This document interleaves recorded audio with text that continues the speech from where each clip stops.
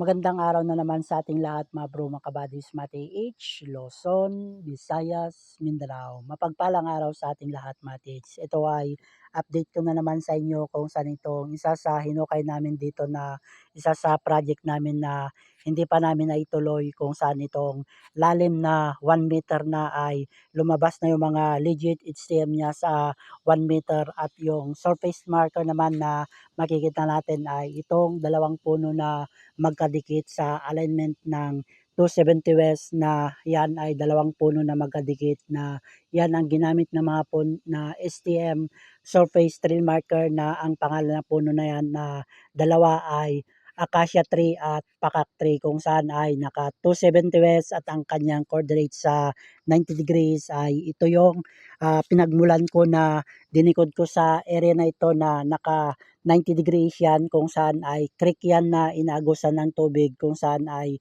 makikita natin yung naka simulation sun marker na nakapabilog yun, at yan ay human face, kung saan naman ay naka alignment 90 degrees, at yung taas niya ay meron tayong makikitang puno doon na patay na, kaya kinuha ko yung alignment ng 90 degrees, coordination niya patungo ng 270 west ay itong dalawang puno na nandito na surface marker na ginamit ng mga punong ibinaw nila ang kayamanan dito sa area na ito, kung saan itong aming hukay dito ay lumabas na nga yung mga legit HTM na nandito sa area na ito sa lalim 1 meter na ito, matage, kung saan ay kinuha ko rin ang sukat niya mula sa puno, ay may sukat siya na 10 feet patungo dito sa area na ito, kung saan ay magiging alignment ng 2 to 5, at ito naman ay naka 45 northeast itong area na ito, kung saan ay direksyon natin ng 45 northeast ay meron pa tayong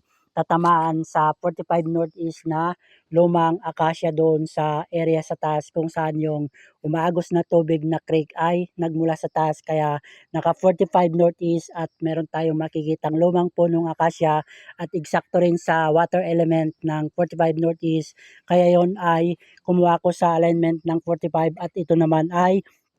naka 2 to 5 sa portion na ito, kung saan diretsyo sa 2 to 5 alignment na coordination niya itong dalawang puno na may sukat siya sa 2 to 5 na naging 270 west ay 10 feet patungo dito sa portion na ito, kung saan ang mga unang surface marker na nakuha ko ay ito yung human face na unang surface marker na nandito sa ibabaw, at yung isa sa HTM na nasa ilalim ay ito yung nakuha ko na pabilog sa lalim 1/4 dito sa area na ito, kung saan ay itong area na ito dito ko nakuha ko yung pabilog na bato na yon na sumisimbolo na dito nga ang center spot niya, kaya itong portion na ito nung hinukay ko dito ay lumabas na itong nakabukol na area na ito, kung saan ay meron tayong mapapansin na dalawang sign marker na naka-simulation C. Ito ang simulation sign marker ng door entrance or portal, at yung kanyang coordination dito na sign marker ay ito yung makikita natin na naka-courting C. Ito ay simulation ng metal element, at simulation din yan ng treasure under, kung saan ang spot niya ay nandito sa kanyang under sa area na ito, kung saan ang mga HTM na nakuha ko sa lalim na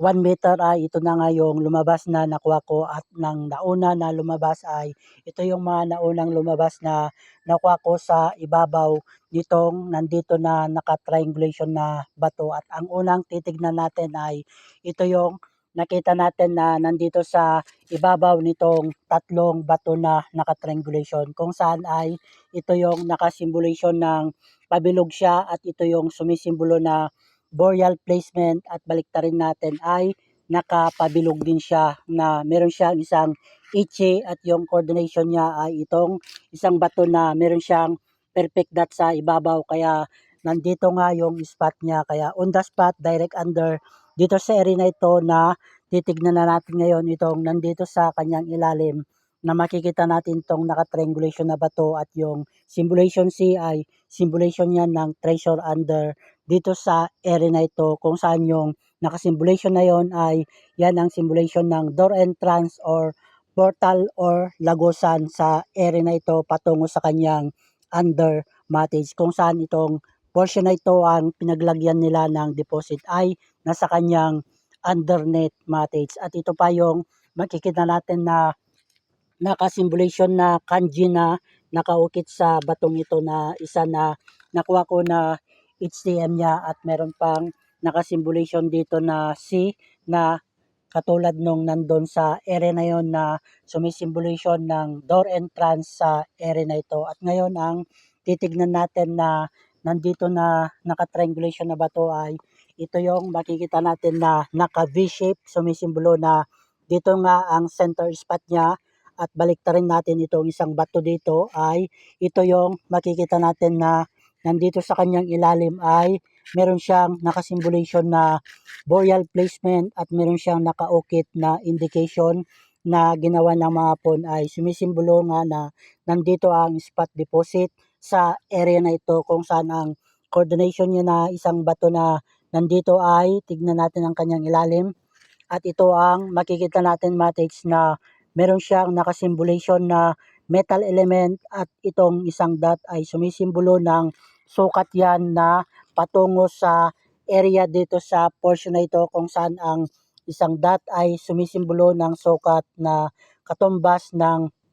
1 yard or 3 meter, or kukunin natin ng 1 meter patungo sa kanyang gitna sa area na ito. Kaya eksakto yung naka-symbolization C, yan ang symbolization ng treasure under dito sa portion na ito. Kaya itong nandito na nakalagay na symbolization ng boreal placement na meron siyang nakadesign na inukit ng mga pon ay sumisimbolo nga na nandito ang spot deposit sa underneath nitong nandito na naka-symbolization sign marker C at naka-symbolization door entrance. Kaya itong portion na ito ay nandito yung spot deposit niya sa underneath niya matrix. Kaya itong hinukay ko dito matrix na nandito sa portion na ito yung mga legit STM niya ay yan ang sumisimbolo na nagpapatunay na nandito nga ang kinalalagyan ng spot deposit sa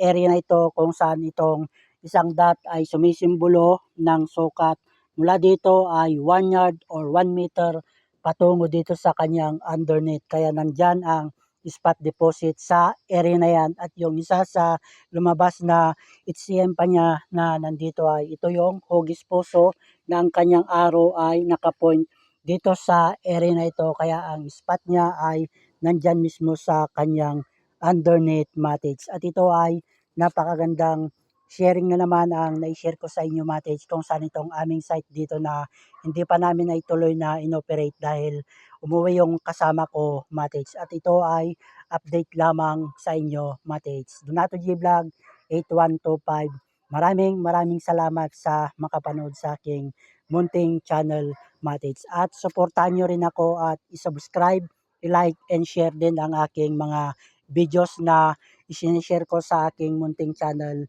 Donato G Vlog 8125.